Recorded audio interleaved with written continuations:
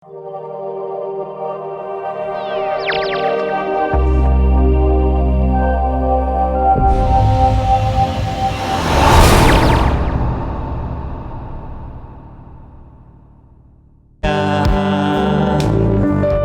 izinkan terjadi dalam hidupku. Ku percaya mendatangkan kebaikan. Bapa, ku percaya rancanganmu indah. Bapa, ku percaya kau turut bekerja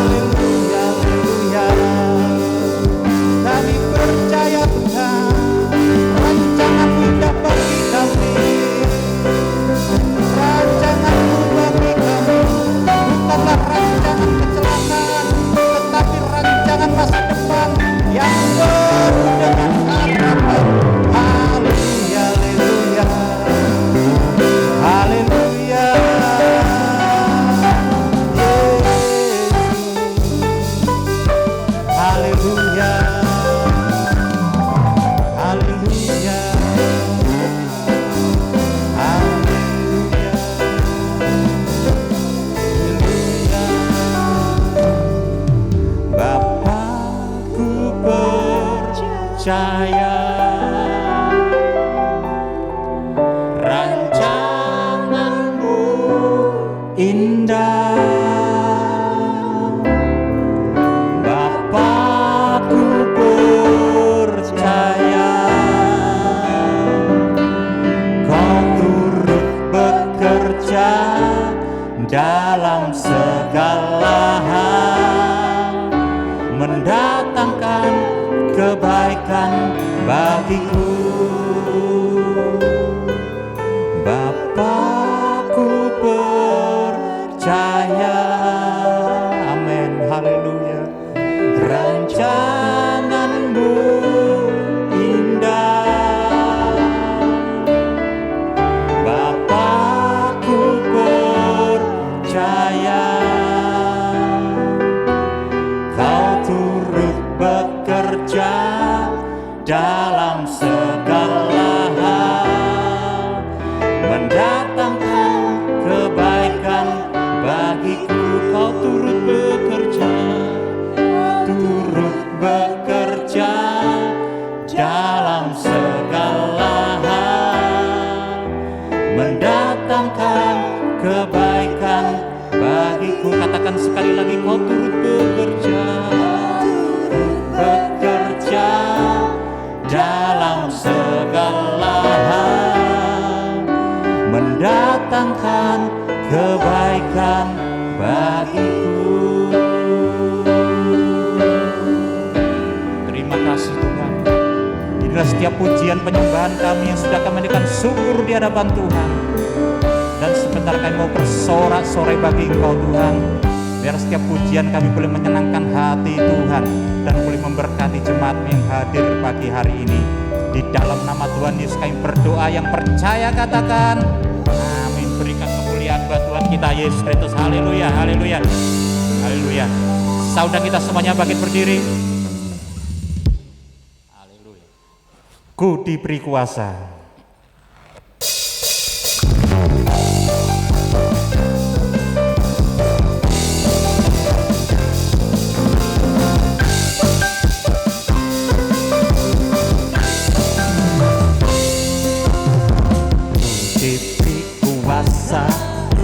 Raja mulia menaklukkan musuh di bawah kakiku. Amin. Pakai kuasa dari Raja mulia, bila Allah bersamaku, siapa jadi lawanku? Sungguh besar Kau Tuhanku, dan Kau perisai hidupku. Ku berdiri dengan iman dalam Yesus Tuhan. Kau yang memberi kemenangan, ku bersorak merayakan. Terpujilah Engkau Raja segala raja.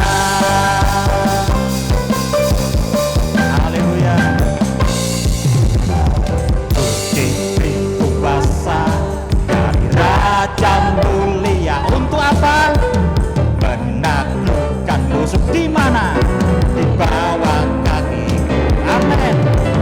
Ku pakai kuasa dari Raja mulia. Bila Allah ada bersamaku, siapa jadi lawanku? Bila Allah ada bersamaku, siapa jadi lawanku? Bila ada bersamaku, siapa jadi lawanku? Yes. Sungguh besar Kau Tuhanku, Engkau perisai hidupku. Ku berdiri dengan iman dalam Yesus Tuhan. Kau yang memberi kemenangan, ku bersorak merayakan. Terpujilah Engkau Raja segala raja. Sungguh besar Kau Tuhanku, Engkau perisai hidupku.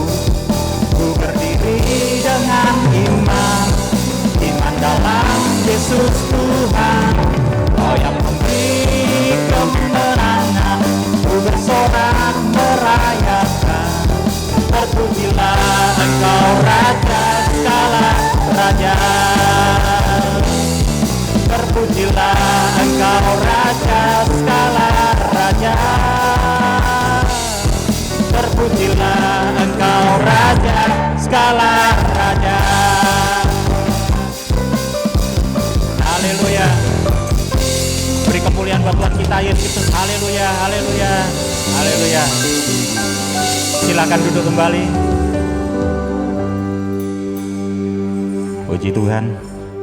Saatnya kita akan mendengarkan firman Tuhan. Mari kita persiapkan setiap kehidupan kita, biarlah firman Tuhan yang kita dengar pagi hari ini boleh menjadi kekuatan bagi kita, boleh menjadi rema bagi kita, terlebih boleh menjadi berkat bagi kita semuanya. Haleluya.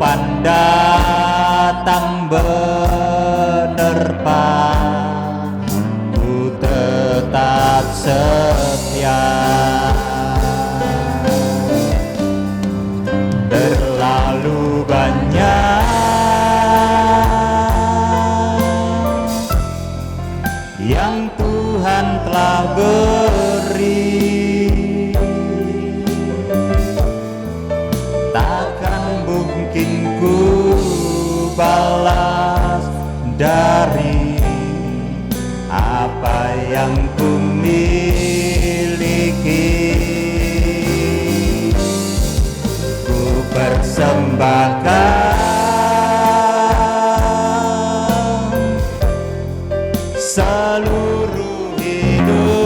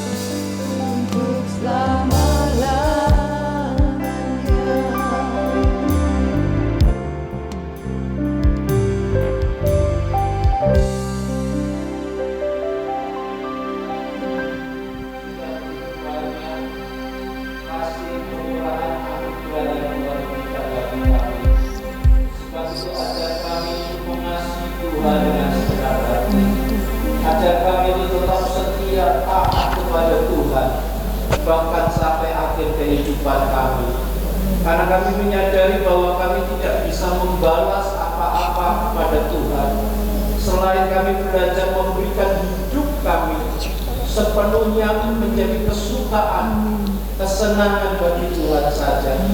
Terima kasih Tuhan. Pagi ini kami mau merenungkan kebenaran firman-Mu. Mari naungi setiap kami, kuasai setiap hati pikiran kami, supaya kami benar-benar bisa memahami, menangkap maksud Tuhan dan menyimpan dalam hati kami dan melakukannya. Terpuji nama-Mu dalam nama Tuhan Yesus. Kami sudah berdoa dan syukur dari Dia. Amin.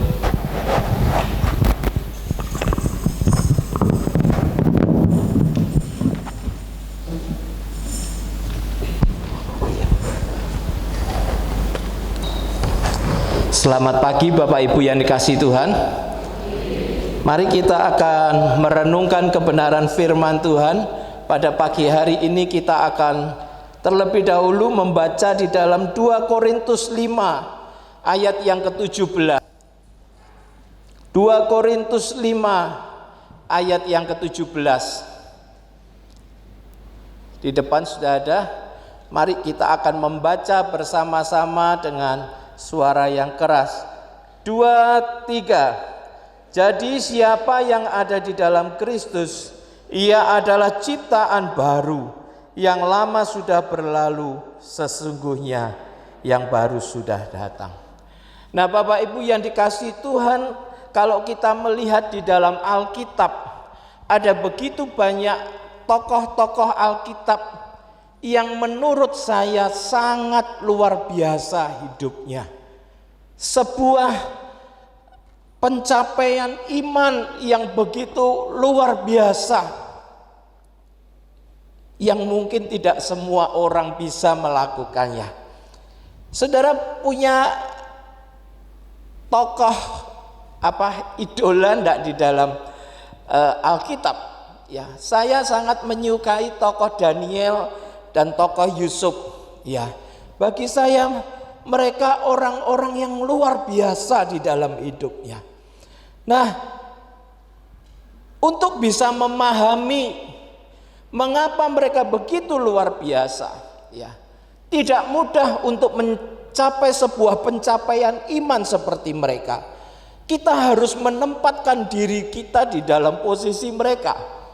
Nah, ketika kita menempatkan diri kita di dalam posisi mereka, kita baru akan menyadari, mengetahui betapa tidak mudah untuk bisa mencapai pencapaian iman atau melakukan seperti apa yang mereka lakukan. Contohnya saudara, Abraham. Ketika Abraham diminta untuk mempersembahkan Ishak sebagai korban bakaran di hadapan Tuhan, saudara, saya membayangkan betapa remuk hatinya Abraham saat itu. Ya, anak yang begitu dikasihinya, anak yang begitu disayanginya, dinantikan begitu lama, kemudian diminta Tuhan. Apalagi dengan cara persembahan korban, saudara, yang artinya mohon maaf disembelih, saudara. Saudara, hati orang tua mana yang bisa melakukan itu kepada anaknya, saudara? Saya pernah nyentil anak saya sekali, ya, keras, saya pukul tuang begitu. Setelah itu dia takut, menangis sambil ngeget-ngeget bahasa Jawanya. Saya penyesalannya begitu dalam, saudara. Itu baru nyelentek, saudara, ya. Belum melakukan yang diminta Tuhan, mempersembahkan korban. Tetapi kalau kita membaca Alkitab, di dalam Alkitab tidak tertulis bahwa Abraham membantah Tuhan, bahwa Abraham menawar Tuhan, bahwa Abraham mencoba untuk sedikit toleransilah Tuhan. Tidak ada. Abraham hanya melakukan saja apa yang Tuhan minta. Saudara, kalau kita melihat Stefanus yang mati martir pertama kali di antara orang percaya, Stefanus ketika itu karena memberitakan Injil, dia diseret keluar kota dari sebuah kota, dan kemudian di pinggiran kota itu dia mulai dirajam dengan batu, saudara. Ya, orang-orang mulai mengambil batu yang mungkin sebesar genggaman tangan, mulai dilemparkan kepada Stefanus, dan itu sampai dia mati, saudara. Tetapi satu hal yang Stefanus lakukan begitu luar biasa saat itu.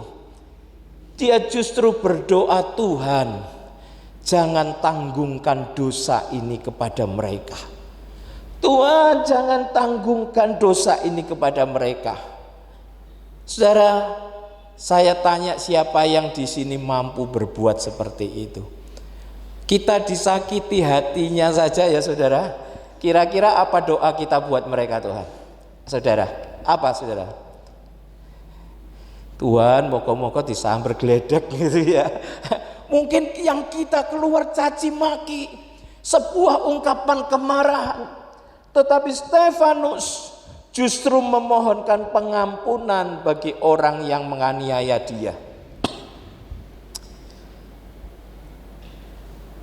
Tuhan Yesus sendiri ketika dia harus disalibkan, saudara, saya pikir saya tidak perlu jelaskan betapa besar, betapa siksaan yang dialami Tuhan begitu mengerikan sekali. Saudara, film yang dibuat yang terakhir itu Passion of the Christ itu ya, pengamat melihat, ini sangat mengerikan ya, di luar batas kemanusiaan, saudara. Dengar-dengar kalau tidak salah hampir tidak boleh itu ditayangkan, saudara. Tetapi apa yang digambarkan di sana masih belum sebanding dengan betul-betul penderitaan yang Tuhan alami saat itu. Sehingga secara daging, secara manusia, Tuhan Yesus di Taman Getsemani berdoa, Bapa, seandainya sekiranya boleh ini dilalukan. Kalau sekiranya boleh, aku tidak menjalani ini, Bapak. Tetapi biarlah kehendak-Mu yang jadi. Artinya sekalipun Tuhan Yesus tidak menyukai, sekalipun Tuhan Yesus menolak secara daging, tapi dia tetap menundukkan dirinya, keinginannya, kehendaknya di dalam kehendak Bapa. Saudara, sekali lagi saya katakan, ini sangat berat, saudara. Sangat-sangat berat. Tetapi kita melihat mereka semua melakukannya. Mereka bisa melakukannya. Mereka mencapai pencapaian iman itu. Saudara, mari kita melihat tantangan-tantangan apa yang harus mereka hadapi. Ya, pertama saudara, kalau dilihat dari sisi pikiran saudara dan perasaan. Kalau ditinjau dari sisi pikiran dan perasaan, saya mohon maaf ya saudara, tokoh-tokoh Alkitab itu bukan orang-orang yang bodoh, tapi banyak di antara mereka orang-orang yang berpendidikan tinggi, orang-orang terpelajar, saudara. Artinya mereka di dalam pikirannya bisa menimbang apakah perintah Tuhan ini sesuai enggak dengan hatinya. Ya. Coba saudara, mari kita pikirkan Maria contohnya. Ketika Tuhan berkata, Maria, engkau akan mengandung seorang anak, yaitu Mesias. Saudara, di dalam pikiran Maria berkecamuk, dia berkata, bagaimana mungkin itu terjadi? Sebab aku belum bersuami. Saudara, itu sebuah pertentangan di dalam pikirannya, ya. Tidak mungkin. Ya. Stefanus yang tadi saya katakan, ketika dia dianiaya sedemikian rupa, kemudian dia tahu Tuhan menghendaki dia mengampuni. Saudara, di dalam pikirannya kira-kira berkecamuk enggak, saudara? Tidak masuk akal, saudara. Seperti yang sering kita bahas di dalam Kalau hamba Tuhan yang khotbah tentang tampar pipi kirimu, berikan pipi kananmu, masuk akal enggak, saudara?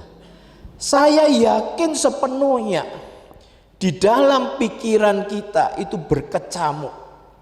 Terjadi sebuah pertentangan, terjadi sebuah kontradiksi, saudara.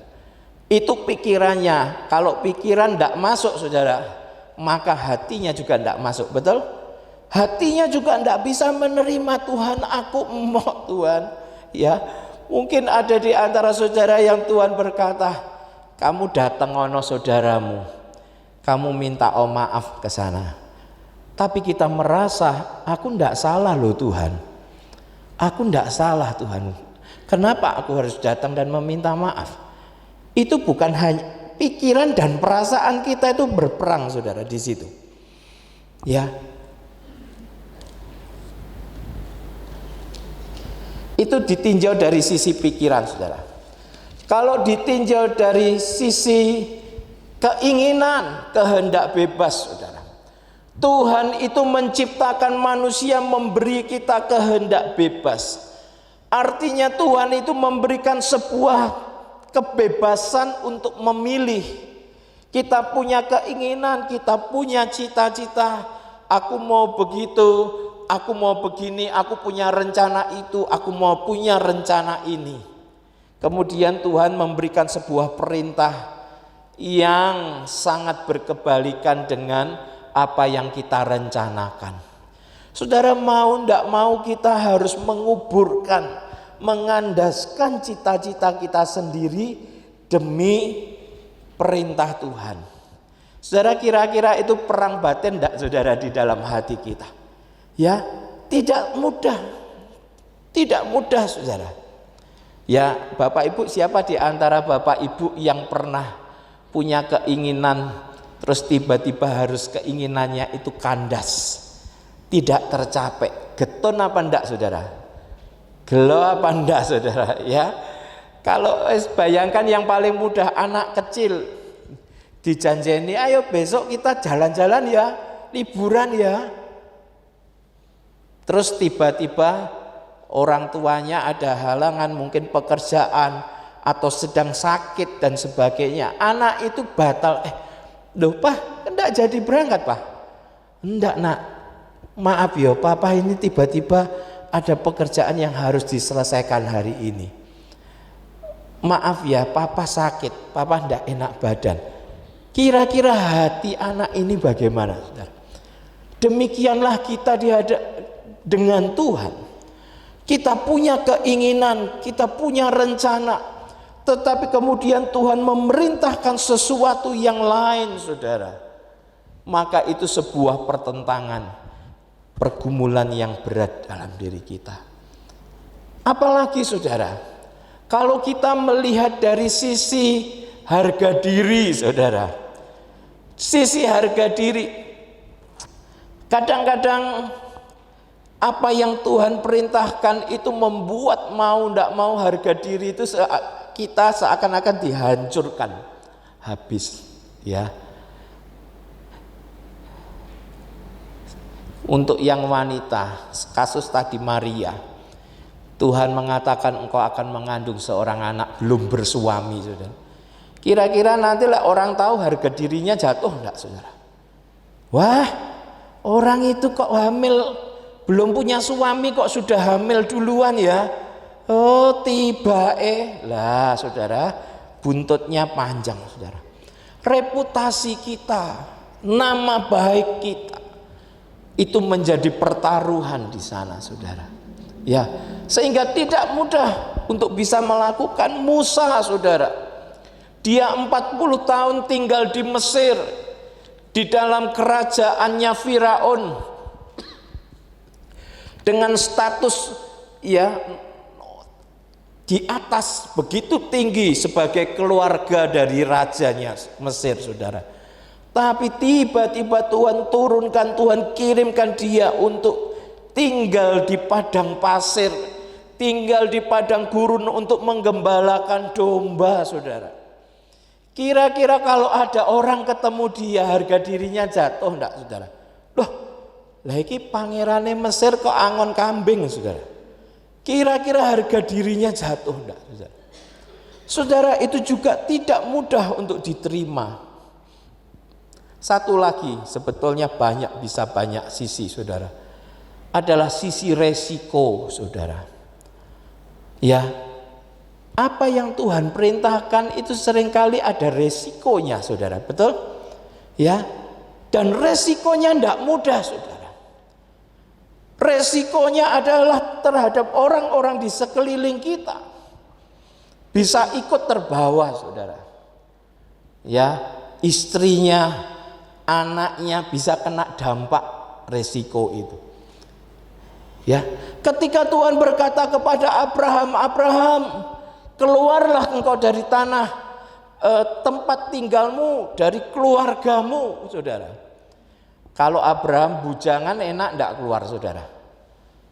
Enak ya, saudara, tinggal keluar, ya wes Tuhan, enggak masalah. Tapi kalau dia punya istri, dia punya anak, dia harus berpikir berapa kali, saudara. Ya, saya pernah ceritakan ada seorang bapak yang cerita sama saya. Satu hari dia tidak punya uang sama sekali.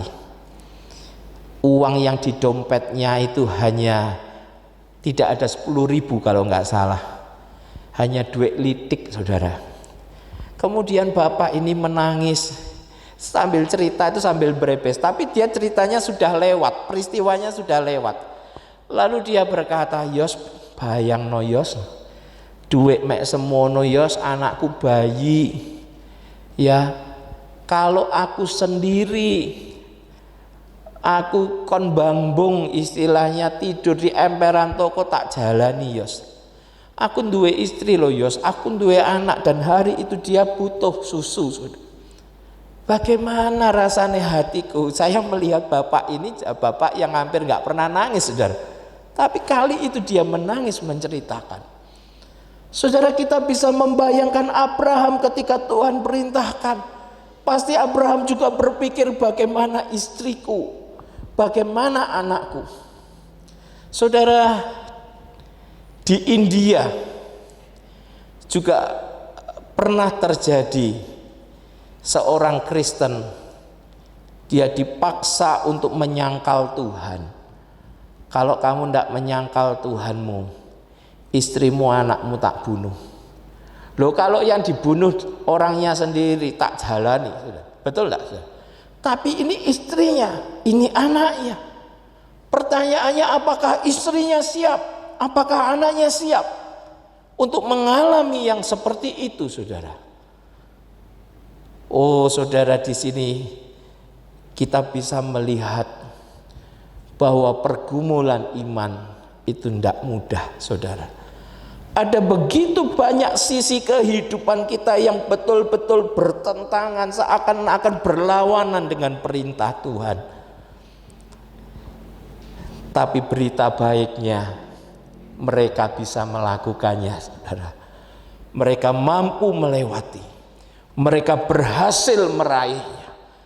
Mereka berhasil mencapai sebuah pencapaian iman yang luar biasa itu, saudara. Dan kalau mereka bisa, artinya kita juga bisa. Ya. Kalau mereka bisa, artinya kita juga bisa. Sekarang, saudara, pertanyaannya, apa rahasianya? Apa kuncinya? Sehingga mereka bisa mencapai pencapaian iman yang seperti itu.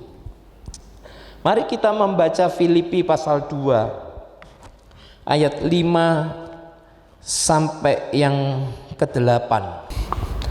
Saya akan membacakan, saudara. Hendaklah kamu dalam hidupmu bersama menaruh pikiran dan perasaan yang terdapat juga dalam Kristus Yesus, yang walaupun dalam rupa Allah tidak menganggap kesetaraan dengan Allah itu sebagai milik yang harus dipertahankan, melainkan telah mengosongkan dirinya sendiri dan mengambil rupa seorang hamba dan menjadi sama dengan manusia. Dan dalam keadaannya sebagai manusia ia telah merendahkan dirinya dan taat sampai mati, bahkan sampai mati di kayu salib. Saudara, kalau kita melihat ini, ada satu frase yang saya ingin tekankan di sini.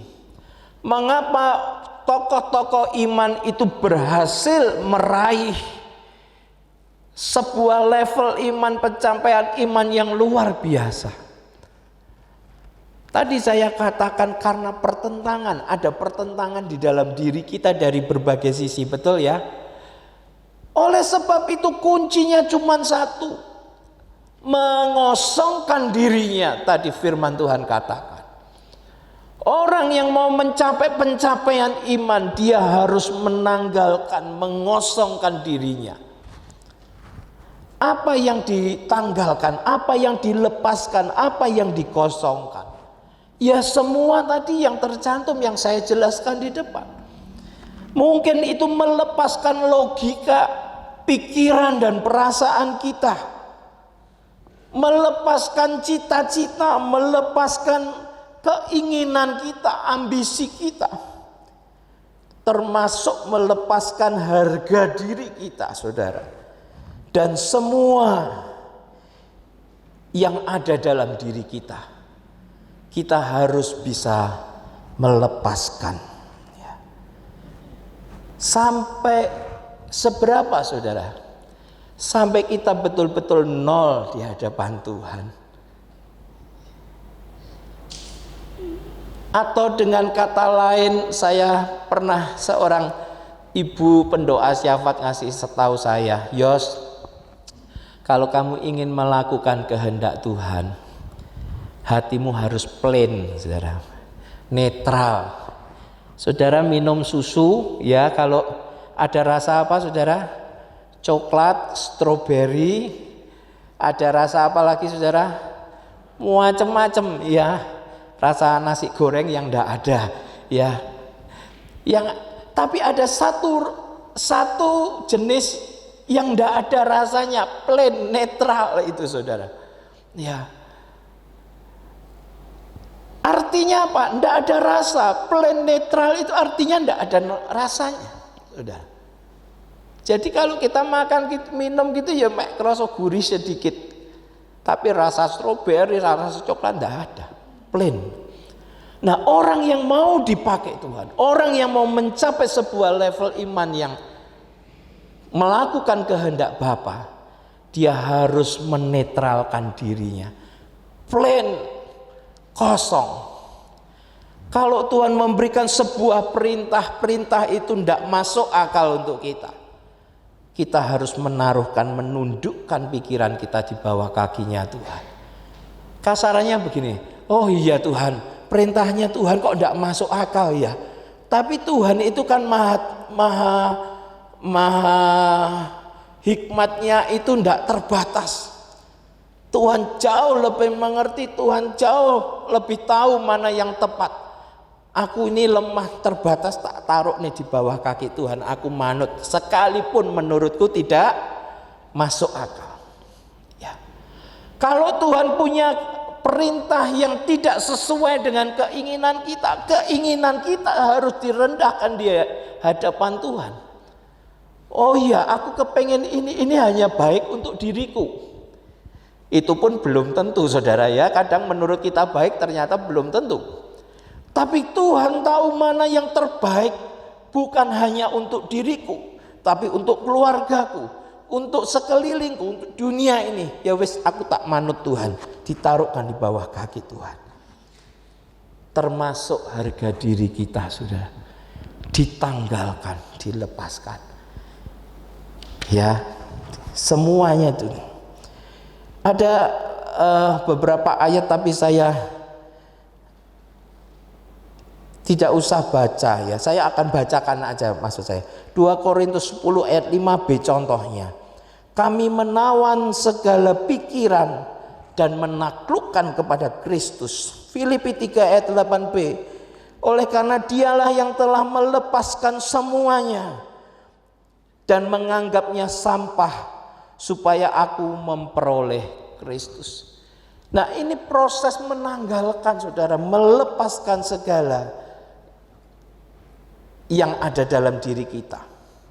Termasuk kalau kita diberi perintah Tuhan yang beresiko, kita pun menanggalkan, tak terima Tuhan, tak jalani Tuhan dengan ikhlas. Nah, saudara, ketika hidup kita, hati kita sudah plain, sudah netral, kita tidak berontak lagi sama Tuhan, pikiran kita sudah seleh, sudah tunduk sama Tuhan, keinginan kita juga sudah tunduk kepada Tuhan, harga diri kita sudah ditundukkan di bawah kaki Tuhan, baru Tuhan itu bisa bekerja dengan leluasa dalam diri kita. Amin, saudara. Bayangkan saja sebuah rumah. Kalau rumah itu ada yang nempati, kemudian ada orang lain mau masuk di situ, terus tahu-tahu dia ngatur-ngatur barang, kira-kira yang di dalam rumah nesu enggak, saudara? Nesu. Loh, kamu masuk-masuk kok nyepot gambarku, fotoku, mbok ganti fotomu, kok enak men. Lah itu barang kok mbok pindahi sini balekno, saudara. Tapi kalau rumah itu sudah dikosongkan, plain, netral, tidak ada siapa-siapa, bersih, maka orang lain bisa masuk mengatur sesuka hatinya. Kalau di dalam hati kita ini masih keinginan kita, keakuan kita, pikiran kita yang menguasai, maka Tuhan tidak bisa leluasa bekerja di sana. Tuhan minta kosongkan, netralkan hatimu, plain dulu, baru Tuhan akan bekerja dengan luar biasa di dalam diri kita. Saudara, terakhir, kalau saudara perhatikan semua tokoh Alkitab, coba habis ini saudara mulai perhatikan, semuanya itu sudah mematikan dirinya sendiri, semuanya tunduk sama Tuhan, ya. Semuanya ndak ada yang ngenyang sama Tuhan. Yunus pernah melakukan itu. Tuhan perintahkan, dia nawar, saudara. Aku ndak mau Tuhan, aku mau begini. Saudara, untungnya Tuhan sabar membimbing Yunus balik. Kalau ndak, dia ndak akan mencapai pencapaian iman, melakukan kehendak Bapa. Hari ini saya merindukan setiap kita akan menjadi seperti tokoh-tokoh di Alkitab. Amin. Kalau mereka bisa mengalami pencapaian iman itu, maka kita pun bisa. Kalau mereka bisa mengalami sebuah pengalaman pribadi yang luar biasa dengan Tuhan, maka kita pun bisa. Caranya bagaimana? Mengosongkan diri kita sendiri. Pertanyaannya, saudara mau enggak? Pertanyaannya, saudara rela enggak mengosongkan diri kita? Saudara, enggak mudah. Disitulah perjuangannya. Menundukkan pikiran kita kepada Tuhan, menundukkan harga diri kita di bawah kaki Tuhan, menundukkan, melepaskan keinginan kita demi keinginan Tuhan, itu yang enggak mudah, saudara. Tapi percayalah, saudara akan mengalami sebuah pengalaman yang indah bersama dengan Tuhan. Amin. Mari kita berdoa. Sungguh Tuhan, kalau kami melihat hamba-hamba-Mu di dalam Alkitab mengalami pengalaman-pengalaman yang luar biasa, pengalaman iman yang hebat bersama dengan Tuhan, kami juga merindukan hal itu terjadi di dalam hidup kami. Sebab kalau mereka bisa, maka kami pun bisa. Tetapi ajar kami Tuhan, sebagaimana firman-Mu pagi hari ini, untuk kami belajar menundukkan diri kami di hadapan Tuhan, mengosongkan diri kami, supaya Tuhan benar-benar bisa bekerja dengan leluasa di dalam hidup kami. Ampuni kami Tuhan yang seringkali berontak kepada Tuhan di dalam pikiran kami. Ampuni kami yang seringkali nawar sama Tuhan, bahkan kami melarikan diri dari panggilan Tuhan, karena kami masih mempertahankan ego kami, harga diri kami, keinginan kami, kebenaran kami sendiri. Tetapi mulai pagi ini Tuhan, kami mau belajar untuk duduk diam di bawah kaki-Mu. Kami akan melepaskan semuanya.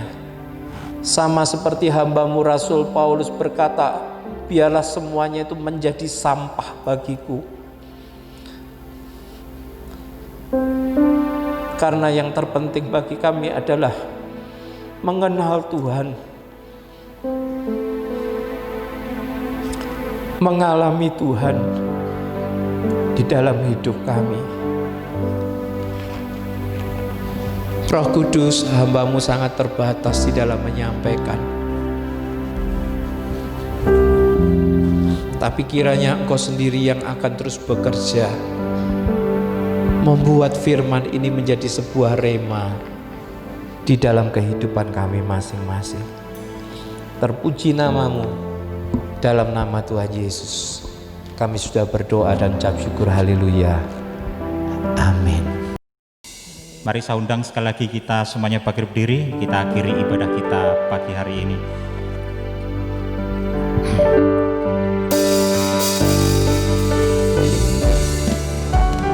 Kiranya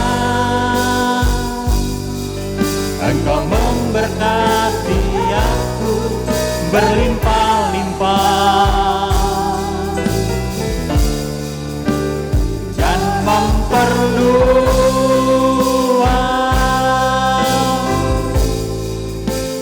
daerahku,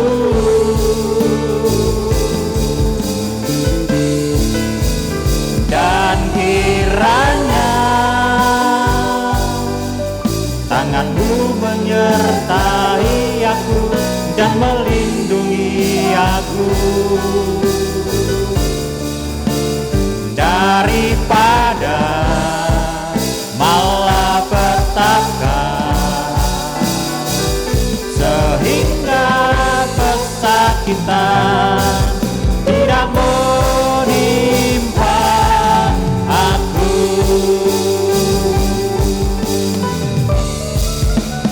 Kiranya Engkau memberkati aku berlimpah-limpah dan memperluas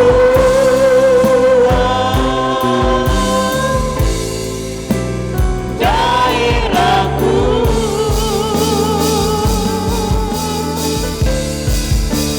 dan kiranya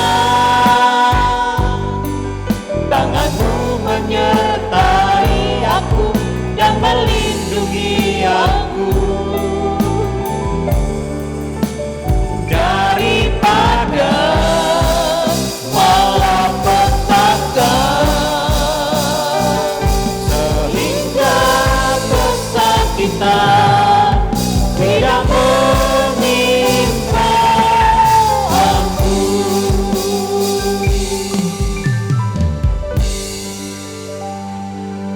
Kami sadar hidup adalah perjuangan iman bagi kami. Setiap orang yang mengiring Tuhan harus memikul salib, menyangkal diri dan berjalan di belakang Engkau. Tetapi kami sadar Tuhan, karena itu membawa akan kami kepada keselamatan, kebahagiaan yang kekal. Berilah kami hikmat untuk memperjuangkan yang kekal lebih dari yang sementara.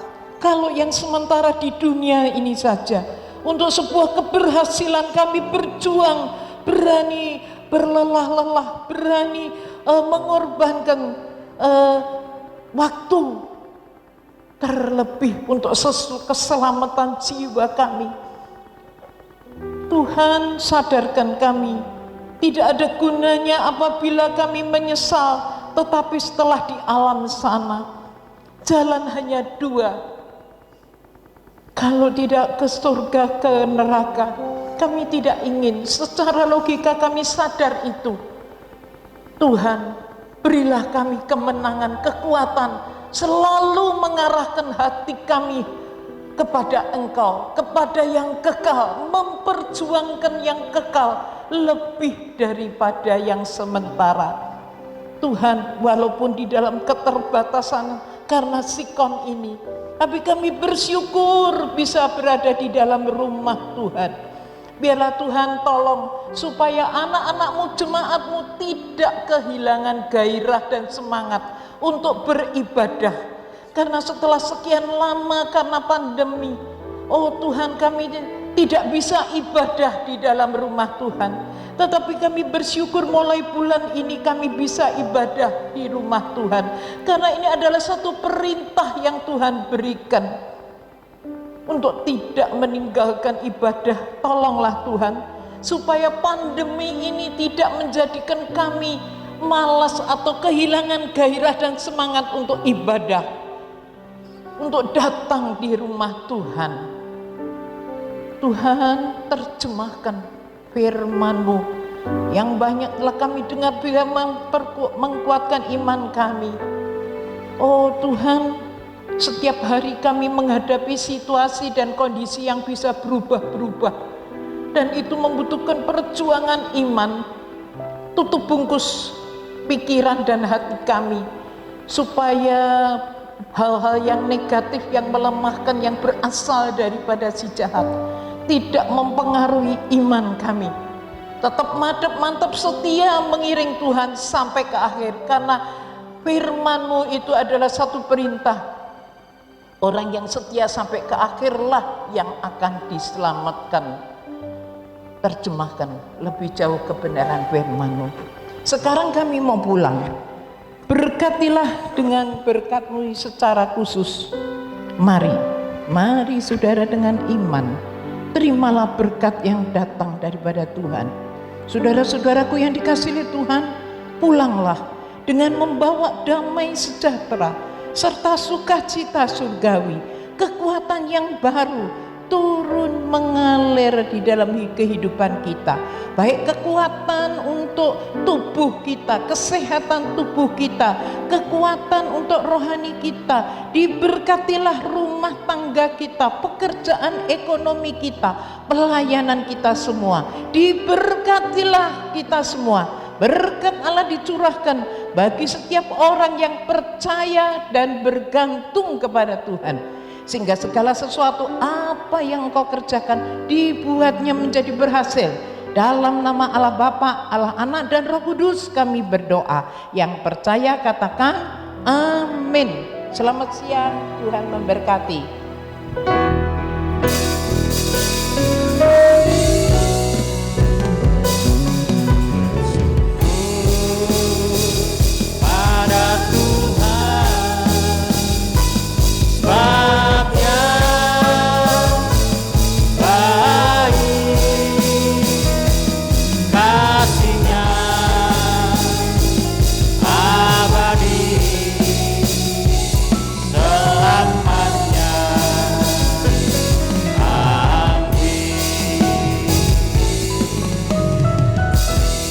Selamat siang, Tuhan berkati kita semua.